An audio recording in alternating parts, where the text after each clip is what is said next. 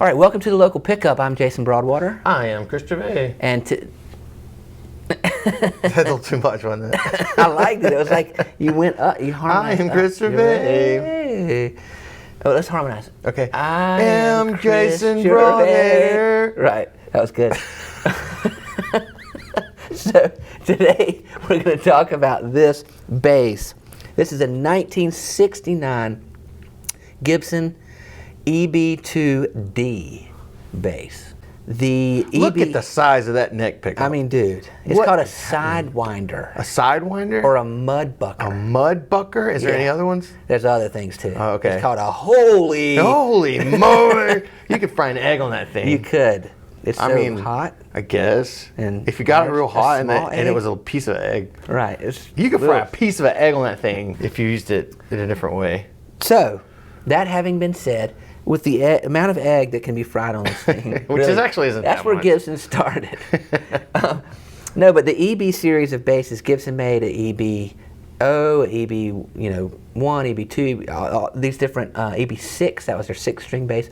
But the EB-0 and the EB-3, I think, are like the SG. You know, the SG guitar that has the little devil horns. You know. Like you have an SG. I have an SG. Yeah, I'm familiar in the merit badge. Yeah. It's right yonder. It is. It's up on the wall there. So they made the counterpart bass for the SG. Well, the EB-2 was the counterpart for like the Gibson ES-330, 335, the B.B. King, semi-hollow body, Marty McFly, blues guitar. They made the bass counterpart. And when they did, they put this big mudbucker or sidewinder pickup up here, and I've got it turned on the neck right now, and it's that real Tubby 60s. Here comes Tubby, bringing the presents to the children. No, That's fine. And they just had this pickup. Well, they released a version where they put a mini humbucker back here to give it a very MIDI sound.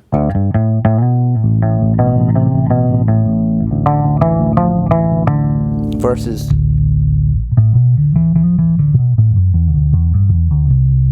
which is that traditional EB sound where you just have this big mudbucker up here. They gave it that, and then you get a great balance in the middle.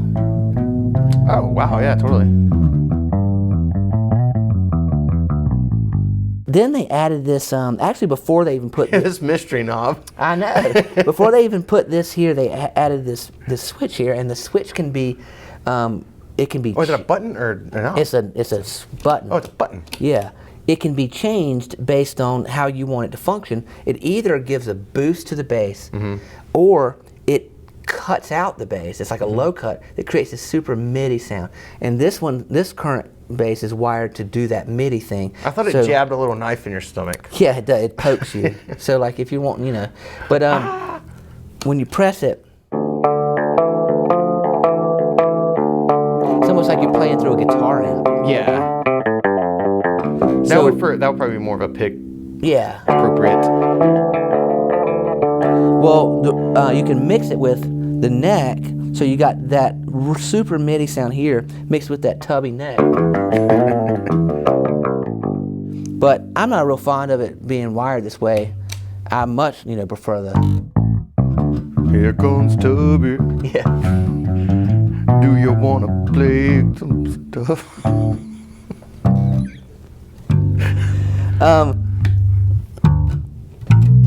Yeah, I like it on the neck, just straight up on the neck, man. It just has that 60s Beatles thunk sound. But then, down here you can definitely get that open chord. Yeah. Or what are some of the lower notes sound like on that setting? Probably just with a little more growl, a little more rattle. Yeah, so it's a little more like, you could do kind of more of a punk. We should also say too that this has like flat wound strings on it. It does. Too. It does have flat wound. Yeah, that does affect the sound. If you put regular wound strings on it and put it on this higher and used a pick, you'd have a punk. Yeah. Growl like a Rickenbacker kind of. Yeah. Or like a Ernie Ball. Or a P bass, I guess. Yeah, right. Which P bass is a very versatile bass. You know, this is a very versatile bass. That's why I got it. You know, I like that '60s thunk, Boom, boom, boom. and I like to be able to. You know, so for recording purposes, it's really worked out well. I don't use this switch here the way it is. I'd like to get it maybe rewired and see what it sounds like when you have it in the just bass boost function, and that's the way people describe it. But I do love this cover here, because when I play with a pick, I can rest my hand right there, and then when I play with my fingers, I can use this, or even be up here sometimes. But it's beautiful, man. It's 1969. Yeah, it's cool. It's got a great finish about it, that red. And you know, there's only, I'll let you play on it, there's only 2,000 of these basses in the world. Wow. So they made 8,000 of the EB semi-hollow body, like, you know, that look like this. 8,000 of them, but only 2,000 of them have this second pickup and that switch. It makes it the EB-2D. And there's only 2,000 that were made back in the 60s. Of this model, of this model. specific Yeah, and that's set it. configuration. I mean, you can't make any more, you know. I dare you to try.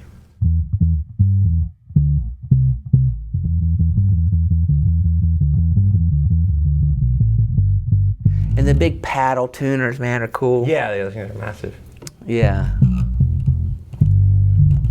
I've been real pleased with it. It's a short scale bass. For us guitarists, you know, short scale bass is perfect. So we don't become disoriented. Yeah, I mean, having the long.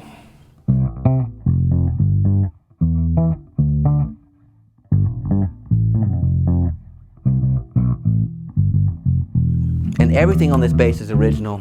I might even raise the action a little bit, because there's just a little rattle in there. But yeah, at present the action is extremely low. it's crazy low, dude. I might raise it a tad just because there's some rattle on some of these frets, but it's all original, and it plays like a newer bass. I mean, there's some rattle right here. Found the rattle. Yeah, yeah. So we need to raise that up. Yeah, but to be how old? I mean, 1969. That's a long time ago. Yeah. And it does. It definitely looks. I mean, it's that 335 look, which is awesome, and it's already a big. I assume this body is bigger than the guitar. It's pretty huge. It's not really that heavy to be as big as it is with hollow body. Right, because it's semi-hollow. Yeah, it does have the center block running through. Oh, okay. Yeah, so it's just semi-hollow, not fully hollow, which helps with what's it called, feedback and whatnot. Yeah. Again, I like to put it up on that neck pickup and just Paul McCartney my way around the room.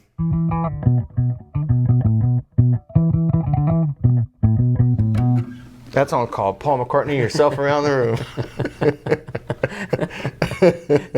By Devo. Cool. Yeah, so that's it, man. That's the 1969 EB-2D bass. There's only 2,000 of them in the world, and we've got one of them here at the local pickup. Nice. EB-2D? EB-2D. EB-2D. Kind of like R2D2. Yes. Yeah, they're cousins. Yes. Yeah. EB-2D. Two. Doesn't have the same ring to it. No. No. It's not good, actually.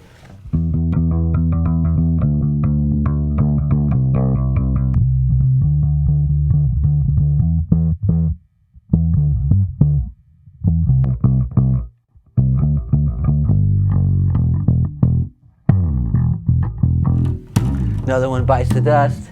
Another one bites the dust. Another one bites the dust. Yeah. Okay, I can't do You it. figured it out. It's perfect.